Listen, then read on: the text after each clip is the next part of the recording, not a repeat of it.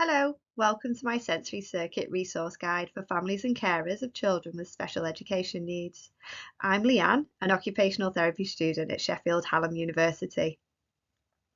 The aim of my presentation is to support families and carers to gain an understanding of sensory circuits and how you could create one in the home environment. The information provided is intended for general information purposes only. All of the evidence base has been collected from academic research and literature. So what is a sensory circuit?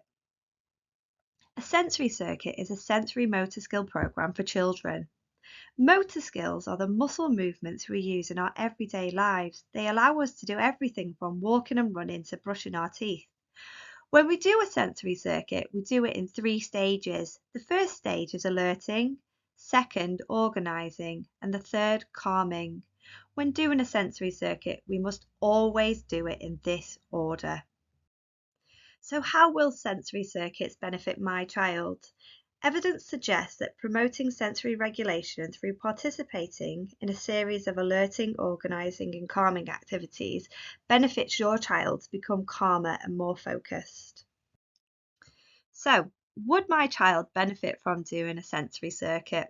Sensory circuits will support children that present with many of the behaviours and difficulties listed below that include fidgeting, missing verbal cues, difficulty organising themselves. They might be lethargic, have poor coordination and balance, have known processing difficulties, like to rock, have poor attention and be over alert or hyper. I'm sure as I read this list, some parents can relate. Choosing activities. Choosing the right activities for your child requires you to be a little bit of a sensory detective. It requires you to be the expert on your child. Observe what your child enjoys and what they don't enjoy. Try and incorporate that into your sensory circuit. And if you notice that they're not enjoying it anymore, please just let them stop, move on to the next activity, or take a break. Remember, this is supposed to be fun. How do I plan my sensory circuit? So start by choosing 1 to 2 activities for each stage. Don't worry, I'm going to give you some examples in a minute. Always follow the same order. Start with alerting, go to organising, and then end with a calming activity. So I've given you 2 examples below of sensory circuits that you could try at home. Activities. Now we've reached the fun part. Now we can talk about what activities you could try at home.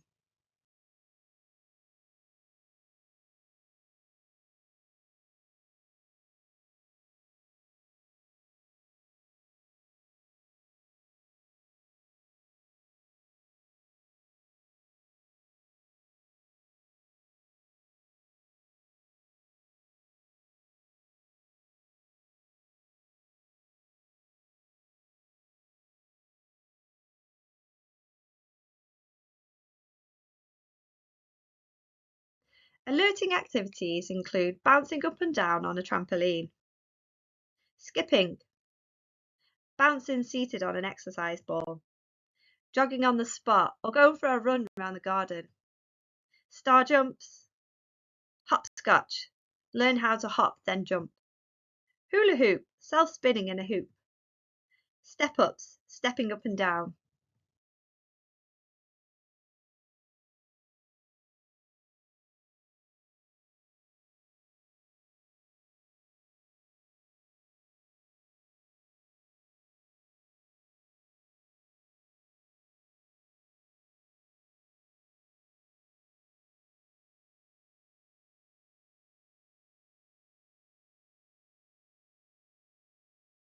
Examples of organising activities including balancing on a balance beam,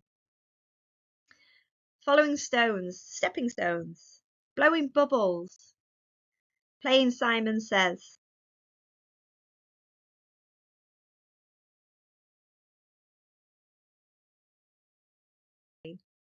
Wobble board, can you balance? Throwing and catching, throwing a beanbag or a ball at a target or into.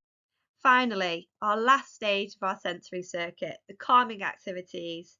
Finishing the circuit with calming activities ensures that the child leaves the circuit or returns to a classroom feeling calm, centred and ready for the day. Examples of calming activities include the ball squash. The child lies face down, roll the ball slowly up and down, maintaining comfortable pressure. Push-ups.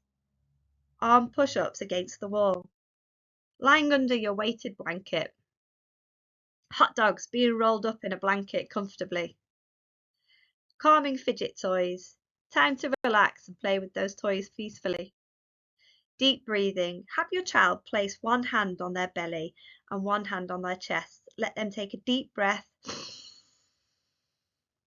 and then slowly exhale through their nose for 4 counts. Remind them to pay attention to the rise and fall of their chest and belly as they complete the exercise.